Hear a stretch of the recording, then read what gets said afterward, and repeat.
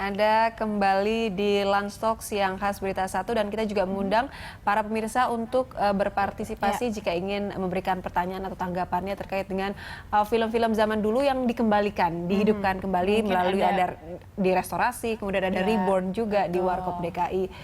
Kita ke Pak Yan, kita lanjutkan. Pak Yan, kondisinya film-film kita yang zaman dulu, setelah kemerdekaan kan banyak ya film-film itu penyimpanannya memang kebanyakan di luar negeri semua sekarang ya Pak ya? Sekarang udah sebagian ditarik pulang, disimpan di Cinematheque. Saya rasa ratusan film ada di Cinematheque dari sejak film yang tahun 26 ya, tapi saya pernah lihat di sana ada sebuah film yang sangat kocak, judulnya Tipatkai Siluman Babi Kawin. Minta kawin. Ya, itu udah tahun berapa ya Pak ya? Itu tahun 30. Tahun 30. 1930. Saya pun jauh. Sebelum merdeka itu berarti. Betul, tapi itu memakai bahasa Melayu, bahasa Indonesia Melayu pada saat itu ya, sebelum tahun 45. Itu ada sebagian di Cinematheque, tapi nggak utuh 80 menit atau 90 menit ya, hanya beberapa rel saja. 40 menit ya gitu. Ya, Karena apa Pak? Tinggal 50%, yang sebagian hilang. Hilang karena kondisinya ada disimpan di penyimpanan film negara di negara lain. Nggak bisa diselamatkan, jadi kita hanya bisa nonton 40 menit ya, seutuhnya film. Film itu umumnya 90 menit ya. Ini hanya tersisa 40 menit. Ya enggak. Padahal itu adalah sebuah, bukan cuma itu ya, banyak sekali film-film yang pada tahun-tahun itu ya yang merupakan jejak pionir dunia perfilman kita dari zaman itu adalah misalnya Teteng Chun dan lain-lain ya. Itu adalah sampai bapak perfilman kita Usma Ismail ya membuat film pertamanya antara lain Harta Karun dan Citwa. Itu dibuat sebelum tahun 45. Mungkin sebelum zaman Jepang malah. Ya enggak. Nah ini kalau dilihat dari film yang tadi itu tadi Pak, yang tahun 30 Tipatkai itu tadi saja, itu sudah tidak mendapatkan perawatan yang baik hingga sekarang sudah tahun 2016 ternyata perawatan yang tidak baik terhadap film itu terus berlangsung seperti itu Pak ya. Udah sebab itu pada masa kini untuk film-film yang dibuat pada masa kini produser itu mestinya langsung membuat digitalnya untuk diserahkan satu kopi kepada Cinematheque untuk disimpan. Itu yang terjadi pada produser masa kini ya. Mereka sadar sekali bahwa setelah saya besok sudah tidak ada, film-film ini adalah bukti nyata sejarah disimpan dan sekarang jauh lebih mudah karena digital itu jauh lebih murah daripada film 35 atau celluloid ya. Semuanya menyerahkan satu kopi filmnya untuk disimpan. Itu ada kesadaran dari semua produser masa kini. Tetapi bagaimana yang terjadi pada tahun 90-an dan 80-an ya, yang punya Teguh Kaya, Wim Umbo, Sumanjaya, Nya Abbas Sakup, itu karya-karya mereka banyak sekali yang sudah hilang tanpa Wallahu jejak. alam jadinya ya Pak ya, sudah tidak tahu ada di mana Cinematheque sendiri ini didukung oleh pemerintah Pak untuk seharusnya Cinematheque didirikan oleh Pak Ali Sadikin pada waktu beliau menjadi gubernur ya, dan itu mendapat donatur dari pemerintah. Ya. Sampai dengan saat ini. Sampai saat ini Pak Ali Sadikin berjasanya dalam dunia perfilman kita membangun Cinematheque, tim ya Taman Ismail Marzuki itu juga dari Pak Bang Ali gitu ya. Banyak sekali yang beliau buat untuk perfilman kita. Saya menunggu aksinya Pak Ahok atau Basuki ini ya, Pak Basuki. Dia adalah suka sekali menonton film. Begitu juga Pak Jokowi suka sekali menonton film ya. Pak Jokowi juga rela antri untuk nonton Warkop DKI. Iya, saya lihat kemarin dia nonton ya bersama rakyat jelata, bersama semua penonton awam ya. Nah, saya ingin sekali mereka itu ada sedikit perhatian untuk film-film kita, terutama yang Harta Karun ini ya, jangan sampai musnah. Ya, kalau memang suka nonton filmnya diperhatikan juga masa berlaku ya nasibnya dari film itu. Mas Rizka, kalau misalnya film lawas seperti itu, nampaknya sulit untuk perawatannya. Kalau film-film yang sekarang sudah mengalami digitalisasi, apakah punya kerentanan juga terhadap rusak atau seperti hal-hal seperti film-film lawas gitu Mas? Ya, semua media pasti ada due date-nya ya istilahnya ya. Yang kita perhatikan adalah tata cara perawatannya bagaimana. Itu yang kita kadang suka kurang di situ ya. Yang harus kita perhatikan. Semua barang kita alih media kan media apapun bentuknya pasti ada masanya. Gitu loh. Contoh LTO yang kita alihkan sekarang kita sudah simpen di LTO linear tape open itu ya seperti bentuk kaset. Itu bisa bertahan sampai 100 tahun. Ya cuma kalau di sembarang tempatkan saja juga tetap Ya tetap jelas. aja rusak. Ya, kalau kena panas, kena apa? Nah, kita harus tetap jaga. Ya, Tiga Darah yang sekarang ini kan sudah kualitas tayangannya 4K dan sudah terdigitalisasi. Nah, itu juga nanti kondisinya akan panjang juga kah atau dengan kondisi yang digital ini? Insya Allah akan panjang. seperti Kalau penyelamatannya sudah kita alihkan ke dalam LTO, itu barang akan tersimpan terus. itu tadi 100 tahun ke depan gitu ya. Jadi kalau ketakutannya, kalau yang dulu kenapa ada kerusakan-kerusakan adalah dari master yang ada, kemudian di copy. Di copy itulah yang kopi-kopi itulah yang berangkat ke bioskop-bioskop kalau zaman dulu 35 mm. Nah, karena kopi ini mungkin tersimpan atau apa nggak terawat, ya itu bisa jadi rusak negatifnya. Akhirnya kita bisa mendapatkan yang berkeliling di masyarakat yang selama ini di bioskop-bioskop, itulah yang kita kumpulkan sebagian, akhirnya itu yang ada juga diselamatkan. Mungkin bagian itulah yang rusak, yang akhirnya harus kita restorasi. Kalau memang dari negatifnya tidak dapat. Cuma kalau yang diharapkan dari LTO ini adalah ketika nanti akan melaksanakan, mungkin ada perbaikan lagi dengan teknologi lebih canggih untuk film ini, basic datanya sudah ada. Oke. Gitu lah. Apalagi sekarang udah mau keluar 8K dibilang kalau nggak salah. 4K ini jadi hal kecil jadinya. Jadi bukan gaya-gayaan juga kita pengen 4K buat karena untuk maintenance dan untuk perawatan di fisik filmnya itu nantinya ya. Ibaratnya ya kalau suruh antibiotik ya makan deh dulu deh. Ya kan kalau olahraga ya kita olahraga dulu. Nah, ini ruangan sehat ya ini. Oke, film juga butuh ruang sehat untuk lebih Film butuh ruang sehat. hidup yang untuk tahan lama seperti itu untuk Kalau ruang panjang. sehatnya dapat untuk film, Nah, industri ini kan ruang juga sehat ini insya Allah kebanyakan sehat. adanya di luar negeri kan, Mas Yan ya, untuk menyimpan film itu nggak ada kekhawatiran sendiri nggak sih, Mas? Untuk penyimpanan film-film kita yang ada di luar Ya negeri. mungkin dari para sinias kita harus berinisiatif ya. Ya kita harus membuka mata juga ke pemerintah gitu loh. Ya lucu juga kalau mungkin siapa tahu kita yang bisa menyelamatkan sejarah negara kita sendiri lewat sinematografi. Contoh ya kayak lagu Rasa Sayangi gitu loh. Pemerintah diklaim Malaysia nih mungkin intermezzo aja gitu ya. Kita buktinya mana? Lewat Jam Malam itu ada lagu itu dinyanyikan. Di tahun 1954 seperti itu. Iya. Ngapain susah-susah? Buktinya ada itu. Ya mungkin juga kalau kita belajar lebih lanjut mungkin Tiga Darah yang kita restorasi. Kalau menilik lebih jauh lagi ke dalam siapa Saiful Bahri, wah kita orang Indonesia bahkan anak sekarang pasti akan lebih bangga nasionalisnya. Siapa Saiful Bahri, gitu loh. Nggak cuma Usmar Ismail. Ternyata kita juga punya tokoh-tokoh lain selain Usmar Banyak Ismail. muatan yang ada dari film-film itu, gitu loh. Jadi pembelajarannya contoh film hitam putih, kenapa sih orang mungkin skeptis dengan hitam putih? Tapi di balik semua itu kesederhanaan film yang dibuat di situ banyak. Ada karya sastranya, tata bahasa kita gimana sebelum ada bahasa-bahasa slang. Sekarang bagaimana terhadap interaksi sosial zaman itu, ya kan? Nah, ini animo masyarakat khususnya yang anak-anak muda. Ini anak muda selalu mengikuti tren. Ini pas melihat Tiga Darah, tapi taunya film Tiga Darah ternyata film zaman orang tua mereka, hitam putih. Animo anak-anak muda itu melihat film ini yang sudah direstorasi.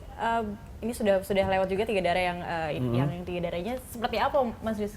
Justru kami menemukan dari beberapa data yang ada.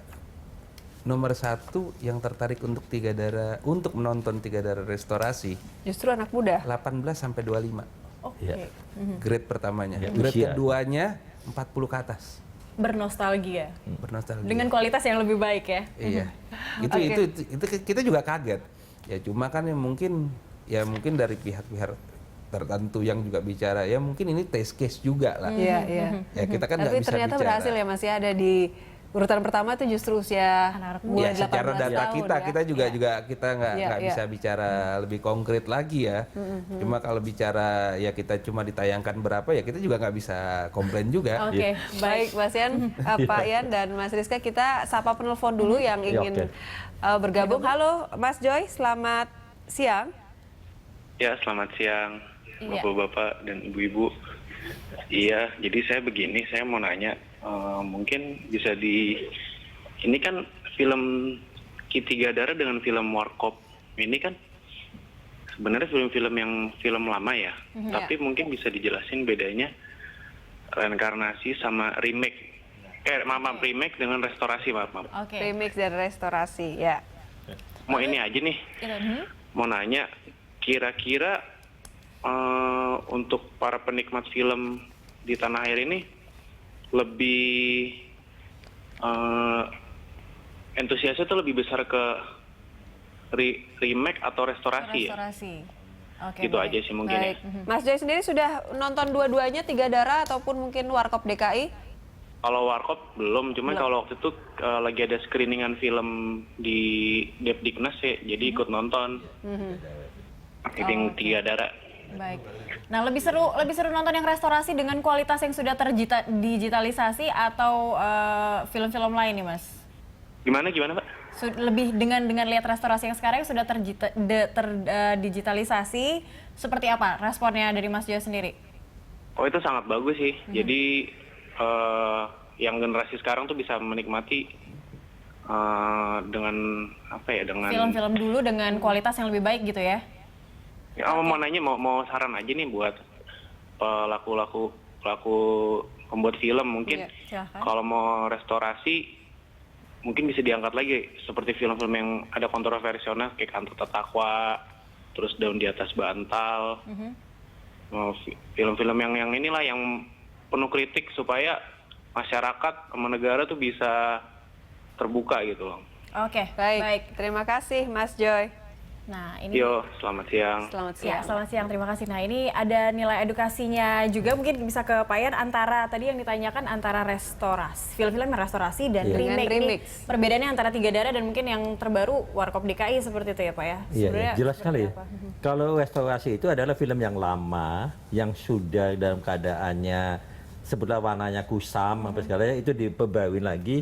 Bukan dibuat ulang ya, tapi dibersihkan ya dengan menjadi gambarnya lebih cemerlang ya. Bahkan di luar negeri di Hollywood bukan saja restorasi tapi ada istilah colorization.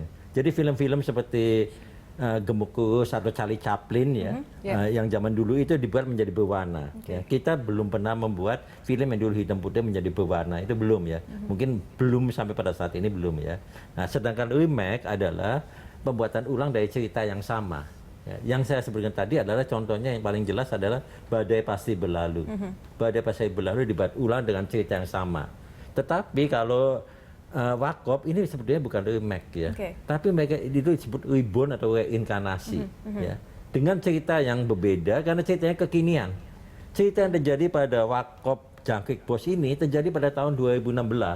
Sementara film-film Warkop ini telah membuat 32 judul film ya. Dari tahun 70-an sampai 90-an ya, 1 tahun 2 judul-judulnya tadi disebutkan ya, ada termasuk tidak ada judul Jangkrik Bos, yang ada adalah chips ya. Istilah sebutan Jangkrik Bos itu muncul ketika mereka bermain dalam film Chip yang dibuat oleh Iksan Lahadi ya. Nah, itu dibuat ulang dengan pemainnya dimainkan oleh Vino Bastian yang dulu istilah itu oleh Kasino ya, dan dulu yang jadi bos adalah Pak Panji Anom ya, almarhum ya. Nah, sekarang dimainkan oleh Ence Bagus ya.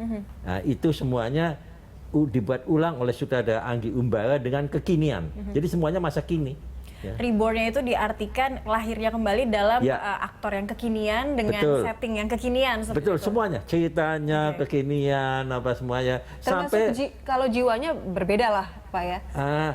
Adalah kecerdasan dari seorang Anggi Umbara dengan memilih pemain-pemainnya aktor. Ya, bukan komedian atau bukan pelawak. Ya, karena kalau pelawak semuanya udah punya ciri khas masing-masing ya. Betul. Misalnya kalau yang main Raditya Dika itu pasti berbeda. Ya enggak? Raditya Dika udah punya tipikal sendiri, misalnya yang main Raditya Dika atau Ernest Prakasa itu pasti kan berbeda. Dia memilih aktor karena di Hollywood pun ya, kita selalu berkiblat pada Hollywood ya. Pada waktu film Charlie Chaplin dibuat, yang main adalah Robert Downey. Robert Downey adalah bukan pelawak, dia adalah aktor yang bagus sekali dan dia bisa menghidupkan sosok Charlie Chaplin dengan bagus. Saya memuji tiga-tiganya ini ya, Vino, Tora Sudiro dan Abimana dengan memakai gigi palsu itu ya, dia berhasil menghidupkan karena saya pribadi mengenal tiga-tiganya almarhum ya, kecuali Indro. dua almarhum ya. Kasino dan Indro itu sahabat saya ya. Saya terkejut sekali pada waktu melihat mereka itu berhasil menghidupkan kembali sosok-sosok yang dulu sahabat saya itu. Oke. Ya. Jadi memang dibutuhkan kejelian dari seorang sinias juga memilih Ya, pemain-pemainnya memilih ya, Pak. pemain-pemain ini. Tidak harus mengikuti seorang pelawak begitu ya. Bukan pelawak Bisa ya. dari Semuanya seorang aktor. aktor dihidupkan kembali. Iya, iya. Abimana jelas aktor, dia bukan pelawak kan. Ya, begitu Tapi juga dia dengan berhasil Vino. membangun itu. Iya. Tapi mereka itu berhasil menghidupkan. Nah, kalau misal ada juga yang satu ini kisah Tiga Darah itu inspired by. Itu beda juga tuh ya Mas Rizka ya? Itu beda juga. Ya mungkin garis merahnya mungkin karena Tenia waktu itu dia suka banget dengan Tiga Darah. Jadi ketika kita punya ide seperti ini kita hidupkan kembali yang terinspirasi oleh film lamanya, dia cepet banget dapetnya. Jadi memang juga bahasanya kita hidupkan juga dengan kekinian yang ada. Betul. Tapi kontekstualnya ya mungkin ya kita jual juga di sini adalah ya nggak seharusnya dengan mungkin yang Indo-Indo ada gitu ya. Eksotisme kita jual di sini adalah salah satunya eksotisme Indonesia dalam segala hal ya. Iya, Alam- dalam segala alam hal NTT. ya. Dari lokasinya. Dari lokasi, Lombok ya. kemudian dari cashnya gitu kan. Ya inilah Indonesia gitu. Kita nggak harus cari ke Ini juga keinginan pasar mungkin. bisa dibilang nggak kita nggak terlalu berorientasi ke sana. Cuma kita harus bisa menghidupkan ini kembali. Bagaimana caranya gitu loh. Karena terinspirasi ini kan agak berat juga, orang selalu remake kenapa Ini remake inspired gitu. by begitu ya. Ini Nah, menjadi satu mungkin tontonan karena ada lagunya juga yang kita pakai, kontekstualnya juga kekinian. Dan ternyata kalau kita lihat nonton dua-duanya, Ada sampai- benang merahnya antara benang yang merahnya Tiga Darah adalah dan masalahnya ini tetap Tiga ada Darah. sampai Ya. sekarang. Ya. Oke. Mungkin kita nggak tahu Pesannya 5 sama. tahun 10 tahun masalah itu tetap ada. Perjodohan ya. Yang jadi masalah ditanggapi dengan keadaan sekarang. Iya, iya. Gitu loh. Jadi tetap ada yang kita memajukan di situ sebenarnya. Oke, baik. Kalau tadi saya puji ke aktor-aktor kita, khusus untuk ini kisah Tiga Darah, saya puji sekali kepada Eyang Titik Puspa. Luar biasa. Yang ya. masih Dia bisa sangat eksis ya, bisa tampil. yang dulu Tiga Darah yang dulu yang main adalah Vivi Yang. Itu seorang aktris legendaris. Sekarang dimainkan oleh Titik Puspa, dia juga seorang legendaris. Ya. Ya, Pak Yan terakhir ini dengan adanya film-film yang direstorasi, ada Reborn juga, kedepannya mungkin akan ada film-film lama juga yang akan dihidupkan kembali oleh sinias Indonesia. Persaingannya seperti apa nanti dengan film-film yang baru? Iya. Apakah mereka Dan masih kualitas tetap yang bisa bertahan digital atau juga. tidak sifatnya hanya musiman, kekinian aja gitu Pak? Tidak ya, karena semua akan dibuat lebih baru lagi, lebih baik lagi, dan lebih baik lagi. Yang terdekat saya dengar film Wiro Sableng. Ya, Wiro Sableng ini juga kebetulan pemainnya sama, Vino Bastian. Ya, itu Wiro Sableng dulu sudah dibuat cukup banyak, dan ini akan dibuat, dan ini Kunon akan menjadi film silat yang termahal. Dan itu akan main mungkin bukan 2017, tapi 2018. Jadi saya lihat untuk tahun 2017 akan banyak sekali film, jumlahnya jauh lebih banyak daripada tahun ini. Tahun ini ada 130 judul film Indonesia main di bioskop. Tahun depan saya yakin di atas 150 judul. Kita nantikan ya Pak Iya. ya. Baik Mas Rizka, ini tadi sekaligus juga dari Mas Yu juga supaya tidak film-film yang lawas-lawas saja, mungkin mewakili dia juga generasi muda, pokoknya ada film-film yang ada sedikit unsur kritiknya, atau nanti Wiro Sableng dia juga suka ada silat-silatnya. Dari teman-teman dari para sineas ini akan melakukan apa nih? Ya untuk restorasi maksudnya. Ya. Ya ada beberapa judul juga emang kita coba siapkan juga. Ya kita teliti juga bagaimana apakah pantas nggak kita naikkan gitu loh. Ya kalau pantas nggak pantas sih harusnya pantas ya. Pak. Pantas, semuanya pantas. Banyak faktor X yang emang harus kita perhatikan. Kalau kita bicara di sini tanpa adanya turun tangan pemerintah, berarti kan kita melibatkan pihak swasta di sini. Nah di sini kan pasti ada faktor ekonomisnya. Gitu loh. Ya kita berharap juga Tiga Darahnya, dengan adanya Tiga Darah restorasi ini ada ya banyak dari filantropi yang tergerak gitu loh. Walaupun bagaimanapun hasilnya, tapi ini adalah salah satu poinnya adalah menyelamatkan warisan bangsa. Pilot project Setuju juga sekali. supaya film-film lawas yang lain mungkin bisa Ya terselamatkan. nggak dari cuma kita, dari pihak-pihak lain juga bisa tergerak Jangan sampai hatinya. pihak asing ya. Pihak asing yang membantu kita, tapi haknya tetap milik kita sih nggak apa-apa. Milik Indonesia. Baik, terima kasih Mas Rizka, Pak Yan terima kasih. Ya. Kita harapkan ini film Indonesia semakin jaya ya. Di tanah air. Di tanah air. Baik, pemirsa, demikianlah Lunch Talk hari ini. Anda bisa mengirimkan informasi dan saran kepada kami lewat email di news@berita1.tv. Atau follow kami via Twitter, Facebook, dan YouTube. Nantikan Lunch Talk setiap hari pukul 13 sampai 14 waktu Indonesia Barat. Terima kasih. Sampai jumpa.